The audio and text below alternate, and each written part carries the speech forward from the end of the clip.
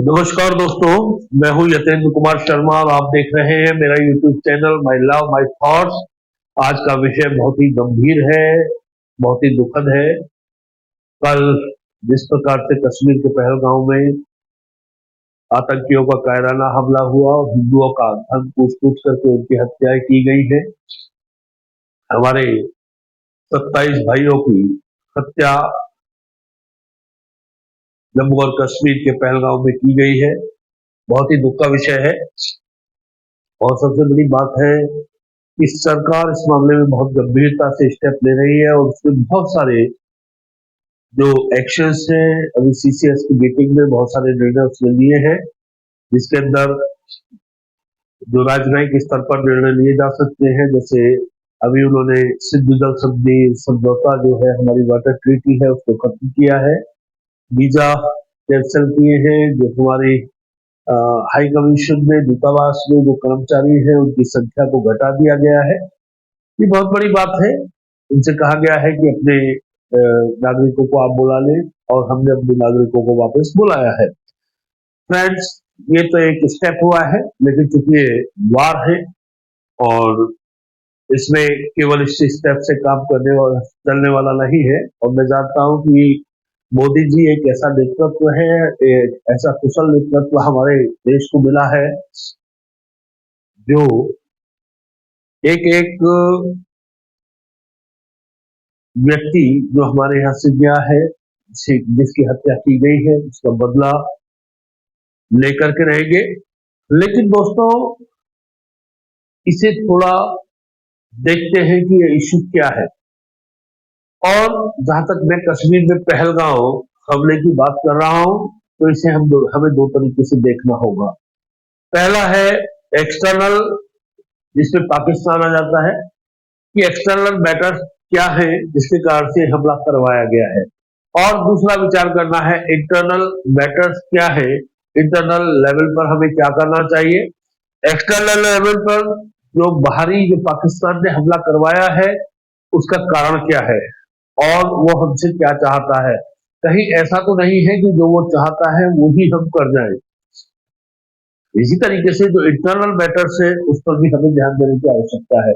सबसे पहले मैं एक्सटर्नल पर आ जाता हूँ। आसिफ मुनीर, जो पंजाब के रावलपिंडी से आता है और पाकिस्तानी सेना का चीफ है, उनका अभी का वक्तव्य देखा जाना बहुत जरूरी है, जो अभी उन्होंने करंट में दिया था कि हिंदू और मुस्लिम दो अलग अलग कौम है, हमारा खान पान अलग है, हमारी संस्कृति अलग है, हमारा रहन सहन अलग है।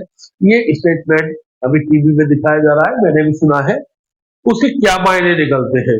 और इसी के साथ अभी फवाद चौधरी, जो वहां का पूर्व मंत्री रहा है, उसका एक स्टेटमेंट आया था कि अब यदि भारत हमारे ऊपर हमला करता है तो हम सभी एक है। तो ये जो दो स्टेटमेंट आए हैं, इनके बहुत सारे निहितार्थ हैं जिन्हें समझने की आवश्यकता है। तो फ्रेंड्स, इसमें समझने की बात क्या है, वो कहना क्या चाह रहे हैं। देखिए, सबसे बड़ी बात है कि बलूचिस्तान, सिंध प्रांत, खैबर पख्तूनख्वा, गिलगित बाल्टिस्तान और पाकिस्तान ऑक्यूपाइड कश्मीर, सब जगह पाकिस्तान घिर चुका है, एक्सपोज हो चुका है। बलूचिस्तान में पाकिस्तान की पंजाब की जो आर्मी है, जो बेसिकली पंजाब डोमिनेटेड है, पंजाब से आती है और पंजाब के राक्षसों की भी उसमें चलती है, वो सभी को मारते हैं। सभी के साथ में उन्होंने पाकिस्तान के अंदर भी दुर्व्यवहार कर रखा है।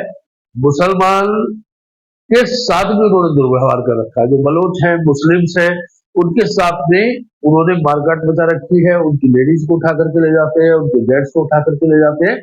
और इतना ज्यादा एक्सप्लॉयटेशन बढ़ गया था कि अब उन्हें हथियार उठाने पड़े हैं, बीएलए बनी है और वो अपने आप को एक अलग देश घोषित करना चाहते हैं। तो इस जगह जाकर के अभी हमने देखा किस प्रकार से उन्होंने ट्रेन का हाईजैक किया था। उसके बाद में कई आईईडी ब्लास्ट उन्होंने किए, काफी फोर्स वो कंटिन्यू मारते चले जा रहे हैं। और जो सी पैक है, चाइना पाकिस्तानी इकोनॉमिक कॉरिडोर है, वो धीरे धीरे धीरे धीरे खतरे में आता चला गया। इसी के साथ में खैबर पख्तूनख्वा की बात कर लेते हैं, टीटीपी की बात कर लेते हैं, गिलगित, तो चारों तरफ से घिरा हुआ है। अब उसे कोई एक ऐसा इशू चाहिए जिस पर वो दिखा सके कि हम मुसलमान हैं, ये हिंदू है, तो वो डाइवर्ट करना चाहता है। और इसीलिए जो ये पहलगाम में अटैक करवाया गया है, उसका इशू केवल इतना है कि किसी भी तरीके से एक तरफ तो भारत प्रेशर में आए, कश्मीर में किसी तरीके से अलगाव की भावना को फिर से भड़काया जा सके, और दूसरी तरफ मुस्लिम एक हो जाए, उसकी जो इंटरनल जो पोजीशंस है, इंटरनल जो डिस्प्यूट्स है, उसे भारत की तरफ ट्रांसफर किया जा सके, ऐसा वो सोच रहा है। तो इसमें जो स्टेटमेंट्स आए हैं, आसिम मुनीर के स्टेटमेंट आए, फवाद चौधरी के स्टेटमेंट आए, अभी अबू मूसा जो लश्कर कमांडर है उसका स्टेटमेंट आया था, सैफुल्लाह उसके स्टेटमेंट्स आए थे। तो इन दो के जो पहले दो आसिम मुनीर और फवाद चौधरी है, इनके बहुत स्पष्ट स्टेटमेंट्स हैं। फवाद चौधरी का तो बल्कि आज ही स्टेटमेंट आया है कि अगर भारत हमला करता है तो हम सब एक हैं। तो ये जो स्टेटमेंट्स है, ये शो करते हैं अपने आप में कि ये इंटरनल जो इनके डिस्प्यूट्स हैं उससे बहुत ज्यादा बौखलाए हुए हैं, उससे बहुत ज्यादा डरे हुए हैं, और इसी कारण से ये इंडिया पर अटैक करवाया गया है। अब सॉल्यूशन क्या है, वो तो हमारी सीसीएस निर्णय लेगी, या हमारे जो एनएसए है वो निर्णय लेंगे, प्रधानमंत्री निर्णय लेंगे उन्हें क्या करना है। लेकिन बात यह है कि हमें बलूचिस्तान को सपोर्ट देना चाहिए, हमें बलूचिस्तान बीएलए को हमें खुल करके सपोर्ट देना चाहिए, टीटीपी को हमें खुल करके सपोर्ट देना चाहिए। बलूचिस्तान को इवन अलग से एक देश घोषित करवाने के लिए, क्योंकि उसका बहुत ज्यादा एक्सप्लॉयटेशन हो रहा है। अल्टीमेटली हमारे ही देश के वो लोग हैं, हमारे देश से ही तो अलग होकर के एक पार्ट है हमारे देश का जो अलग हो गया है, तो उन्हें एक अलग से देश के लिए हमें सपोर्ट करना चाहिए, उन्हें हैवीली वेपनाइज हमें करना चाहिए, उन्हें हमें हैवीली वेपन्स देने चाहिए, उन्हें टैक्स देने चाहिए, उन्हें हमें जो हमारे एयरक्राफ्ट है वो देने चाहिए, उन्हें हेलीकॉप्टर्स देने चाहिए, उन्हें ड्रोन्स देने चाहिए, जिससे कि वो पाकिस्तानी आर्मी से जो ये राक्षस है पंजाब के, इसे मुकाबला कर सके। सेकेंडली, जो हमारे को अगर कहीं कोई अटैक की बात ही बनती है तो हमें आसिम मुनीर जैसे जो ये पाकिस्तान के पंजाब प्रांत के लोग हैं, यही सबसे ज्यादा घातक लोग हैं। ये ना तो हिंदुस्तान को जीने दे रहे, ना ही ये पाकिस्तान के जो कमजोर गरीब मुस्लिम हैं उनको भी नहीं जीने दे रहे। इवन बलोचों को तो इन्होंने बिल्कुल दुर्गति कर रखी है। ऐसी स्थिति में हमें पंजाब पर कंसंट्रेट करना चाहिए, हमें सबके साथ में एक दुर्व्यवहार पूर्ण व्यवहार न करते हुए हमें पंजाब पर कंसंट्रेट करना चाहिए, और बेसिकली रावलपिंडी पर कंसंट्रेट करना चाहिए, क्योंकि आसिम मुनीर ये रावलपिंडी से आता है। आसिम मुनीर, अब हमारी अगर पंजाब की सीमा की बात करें तो फिरोजपुर, गुरदासपुर, अमृतसर और आपकी तरन तारण, ये 553 किलोमीटर की लगभग सीमा पंजाब से लगती है।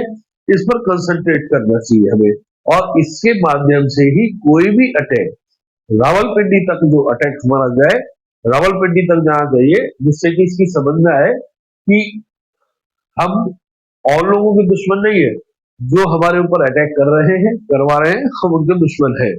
तो फ्रेंड्स, पहली बात तो ये आ जाती है कि हमें कंसंट्रेट करना चाहिए कि हमें कहाँ डाइवर्ट करने का प्रयास किया जा रहा है। सेकेंड थिंग आ जाती है इंटरनल पॉलिटिक्स। इंटरनल J&K की बात करें तो हम जानते हैं, 1990 से जानते हैं, लेकिन आज तक हम रूट कॉज पर पहुंचने की हमने कोशिश ही नहीं की। हमने आज तक जो कश्मीरी हमारे आज शरणार्थी बने हुए हैं, अपनी लैंड छोड़े हुए हैं, हमने उन विचारों से बात करने का तक का प्रयास नहीं किया, ढंग से बात कभी नहीं की कि कौन कौन से लोग हैं। आज तक हमने कोई हिट लिस्ट नहीं बनाई, कौन कौन से नेता है, कौन कौन से लोग हैं, कौन कौन सी मस्जिदें हैं, कौन कौन से मदरसे हैं, कौन कौन से अलग से धार्मिक स्थल है जहां से उन्हें हर्ट किया गया, जहां से उनकी हत्याएं की गई, जहां से इस तरीके की एक्टिविटी जो टेररिस्ट एक्टिविटीज थी, जीनोसाइडल एक्टिविटीज थी, वो चलाई गई। आज तक कभी नहीं। अब उसका जो परिणाम है, अभी हमने पश्चिमी बंगाल में देखा है कि पश्चिमी बंगाल में क्या हो रहा है। तो इन सब चीजों को हम किस प्रकार से कंट्रोल करेंगे। निश्चित सी बात है, देशद्रोह हमारे देश के अंदर बहुत ज्यादा है, चाहे वो हम पॉलिटिकल लेवल पर ले लें, चाहे वो हम एडमिनिस्ट्रेटिव लेवल पर ले लें, चाहे हम पुलिस के लेवल पर ले लें, चाहे हम इंडिविजुअल्स के रूप में ले लें। इसे हम एक धर्म जैसे नहीं जोड़ सकते, बहुत सारे धर्म इसके अंदर इन्वॉल्व है। अपने छोटे छोटे पॉलिटिकल लाभ के लिए हम देशद्रोह की सीमा तक पहुंच जा रहे हैं, गलत बातों को सही कह दे रहे हैं, और इसी के साथ में हम पब्लिक को मोटिवेट कर रहे हैं ट्रेटर बनने के लिए, देशद्रोही बनने के लिए। तो उन सब चीजों को ध्यान में रखते हुए हमें क्या क्या स्टेप्स उठाने इस पर ध्यान केंद्रित करना चाहिए। सबसे पहले बिल्कुल एक स्पष्ट, जिस प्रकार से अभी पश्चिमी बंगाल में हुआ है, मणिपुर जला है, इसके बाद में जिस प्रकार से बांग्लादेश बार बार हमारी सेवन सिस्टर्स पर आग गड़ाए हुए है, हमारी चिकन नेक सिलीगुड़ी नेक पर, सिलीगुड़ी कॉरिडोर जो चिकन नेक है उस पर आग गड़ाए हुए है। जिस प्रकार से पश्चिमी बंगाल में बांग्लादेश की मुख्यमंत्री ममता बनर्जी, हालांकि मैं कभी उनका सपोर्टर रहा था, लेकिन जिस प्रकार से उनकी एक्टिविटीज है, कभी सपोर्टर पर्सनली नहीं रहा, लेकिन हाँ फिर भी मैंने एक बार कहा था कि ठीक है यार, आ गई अच्छी है। लेकिन अल्टीमेटली जब हम देख रहे हैं, आज का हम व्यवहार देख रहे हैं कि मैं इस वक्त कानून को नहीं मानूंगी, मैं सीए को नहीं मानूंगी, मैं यूसीसी को नहीं मानूंगी, मैं एनपीआर नहीं करवाऊंगी, मैं एनआरसी नहीं करवाऊंगी। एक आदमी नहीं है, बहुत सारे लोग इस प्रकार के हैं हमारे देश के अंदर जो कॉन्स्टिट्यूशन को अपने हिसाब से चलाना चाहते हैं। तो ऐसा नहीं है कि कॉन्स्टिट्यूशन उनके अनुसार चलेगा, संवैधानिक प्रक्रियाएं उनके अनुसार चलेगी, संविधान उनके अनुसार बनाया जाएगा, ऐसा देश के अंदर नहीं चलने वाला है। और इसे रोकने की प्रक्रिया की तरफ हमें जाना ही जाना होगा। हम हमें निश्चित सी बात है, अभिव्यक्ति की स्वतंत्रता है, लेकिन अभिव्यक्ति की स्वतंत्रता की भी एक लिमिट होती है। उसका मतलब ये नहीं होता कि आप देशद्रोह की सीमा तक पहुंच जाएं। हमें प्रोटेस्ट करने की स्वतंत्रता है, इसका मतलब ये नहीं है कि हम सड़कें जाम कर दें, हम सारी व्यवस्था जाम कर दें, हम न्यायपालिका जाम कर दें, हम संसद जाम कर दें। इसका मतलब ये कदापि नहीं होता है। तो फ्रेंड्स, सबसे पहले प्रधानमंत्री जी से निवेदन करूंगा कि वो डिक्लेयर करें national security emergency. We have declared a policy of we have to declare the national security emergency at once. हमें नेशनल सिक्योरिटी इमरजेंसी आपातकाल को घोषित करना चाहिए, और इसे घोषित करते हुए हमें एक राष्ट्रीय पुलिस बल की प्रक्रिया पर काम करना चाहिए। जो हमने स्टेट को लॉ एंड ऑर्डर का जिम्मेदारी दे रखी है, लॉ एंड ऑर्डर जो हमने कह रखा है कि it is the responsibility of the state, then we have to withdraw that responsibility from the states. हमें विड्रॉ कर लेना चाहिए और हमें एक राष्ट्रीय पुलिस की संकल्पना की तरफ बढ़ते हुए जो स्टेट पुलिस है उसको विड्रॉ करते हुए उनको सबको कन्वर्ट कर देना चाहिए एक राष्ट्रीय पुलिस बल के रूप में। और राष्ट्रीय पुलिस बल बनाते हुए इंटर स्टेट ट्रांसफर पॉलिसी बनानी चाहिए पुलिसमैन की।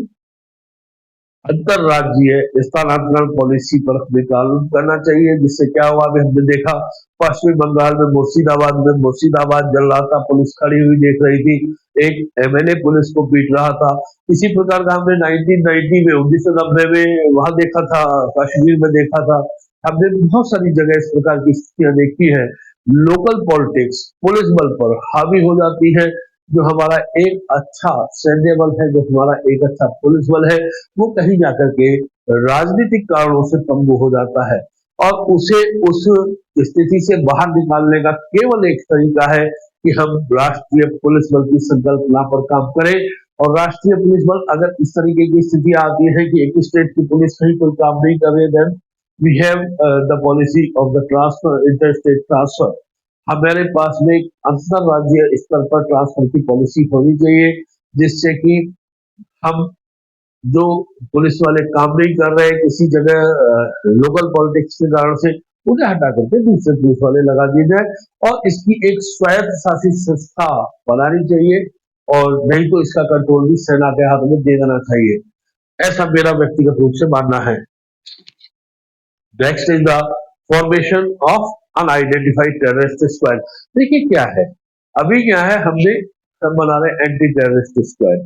एंटी टेररिस्ट स्क्वाड पहले भी मैंने बोला है, लिखा भी है, काफी कई बार लिखा है। हालांकि पुलिस बल के विषय में भी जब शिवराज सिंह पाटिल जी हमारे गृह मंत्री हुआ करते थे, at the time I have written him regarding this policy, जो आपका नेशनल पुलिस बल की संकल्पना है, उस समय भी मैंने उन्हें लिखा था और उनसे निवेदन किया था कि इस प्रकार की संकल्पना पर काम हो। लेकिन क्या हुआ क्या नहीं हुआ वो ज्यादा बेहतर जानते हैं, मेरे हाथ में तो काम है नहीं।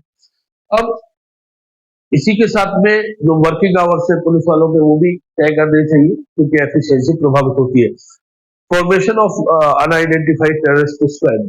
ये बहुत इंपॉर्टेंट चीज है।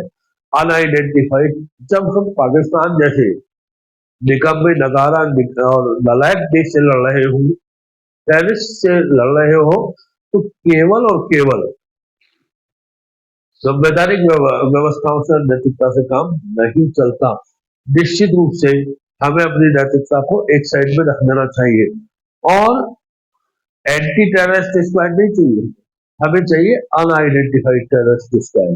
Unidentified terrorist squad, you have to make the, मैंने स्क्वाड बनाए,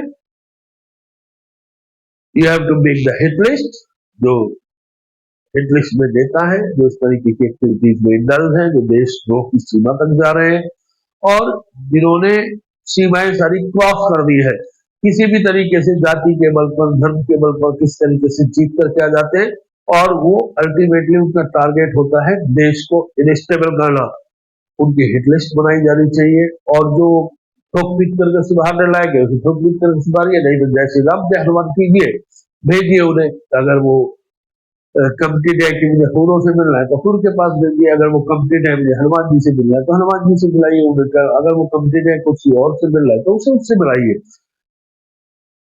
कोई धार्मिक संस्थान के मौलाना है, पंडित जी है, कोई और है, कोई, तो अगर कोई भी है, इट में बी ए पॉलिटिशियन, इट में बी ए मौलाना, इट में बी ए पंडित और पुजारी, और इट में बी एक ग्रंथ साहब, वो जो भी है, कोई भी हो सकता है, वो फादर हो सकता है, जो टेररिस्ट एक्टिविटीज में दल पाया जाए, जो एंटी नेशनल एक्टिविटीज में दल पाया जाए और जो एक मॉब को मोटिवेट कर रहा हो, ऐसे लोगों को हमें निश्चित रूप से उनके स्तर तक पहुंचा देना चाहिए, उनका जय श्री राम जय हनुमान कर देना चाहिए। और जब तक हम रूट लेवल पर काम नहीं करेंगे, हम आइडेंटिफाई नहीं करेंगे, केवल 10 आतंकवादी आए, 20 आतंकवादी आए, हिटलर्स कौन थे, किसने क्या किया, तो उतना देख करके फिर उस टारगेट को हम हिट कर देते हैं। उसके बाद में नया टारगेट बनता है, नए हैंडलर्स आते हैं, नए, जब तक हम रूट पर काम नहीं करेंगे हमारा काम होने वाला नहीं है। और निश्चित रूप से फिर से मैं कह रहा हूँ, ये जो मैटर हुआ है, ये पहलगाम हमला हुआ है, इसमें एक्सटर्नल और इंटरनल दोनों को अलग अलग करके हमें स्ट्रेटेजीज बनानी पड़ेगी। ऐसा नहीं है ओवरग्राउंड वर्कर्स ना हो, स्लीपिंग सेल्स ना हो, इन्होंने काम ना किया हो, लोकल सपोर्ट के बिना कोई भी अटैक संभव ही नहीं होता। लोकल सपोर्ट निश्चित रूप से मिलनी होगी। आइडेंटिफाई कीजिए जो हमारा कश्मीर से पलायन किया हुआ शरणार्थी है, जो जिनका जीनोसाइड किया गया, जिनकी फैमिलीज का, उनसे हमें बात करनी चाहिए, हमें एक हिट लिस्ट तैयार ही करनी चाहिए। हम नहीं कर रहे, इस जगह गलती है और इसी के कारण से हम बार बार कश्मीर में असफल हो रहे हैं। दो पंक्तियों के साथ में अपनी वार्ता को विराम देना चाहूंगा। हिंदू रक्त से लाल हाथ जब संसद में चूमे जाते थे, हिंदू रक्त से लाल हाथ जब संसद में चूमे जाते थे, संविधान निर्माता ही उनको न्योता दे आते थे, संविधान निर्माता ही उनको न्योता दे आते थे। दंडित करने की जगह जहां उनका ही महिमा मंडन था, दंडित करने की जगह जहां उनका ही महिमा मंडन था, स्वयं राजनीति पोषण हेतु भारत माता का खंडन था। ये देशद्रोह की सीमा थी, समझौता नहीं छलावा था। ये देशद्रोह की सीमा थी, समझौता नहीं छलावा था। निज सत्ता हित पोषण हेतु हिंदू हत्या का वादा था। दोस्तों, ये मैंने इसलिए पंक्तियां बोली है कि जो विपक्ष मोदी जी पर लांछन लगाने का प्रयास कर रहा है, पूरा देश जान चुका है, हम लोग जान चुके हैं। मोदी और शाह जैसा नेतृत्व हमें चाहिए, योगी जैसा नेतृत्व हमें चाहिए, जो देश के लिए समर्पित भाव से कार्य कर रहा है, केवल सत्ता के लिए कार्य नहीं कर रहा है। आप हमें बदलाना चाहते हैं कि अभी कई बार आप कह देते हैं कि साहब पुलवामा कांड सरकार ने करवा दिया, बीजेपी ने करवा दिया। आज फिर से पहलगाम, आपको शर्म नहीं आती, आपको लज्जा आनी चाहिए कि आपने देश की हालत क्या कर दी थी, तो देश को कहां से कहां ले जाने का प्रयास कर रहे हैं। और इसी शब्दों के साथ में मैं अपनी वाणी को विराम देता हूं। जय हिंद, जय भारत।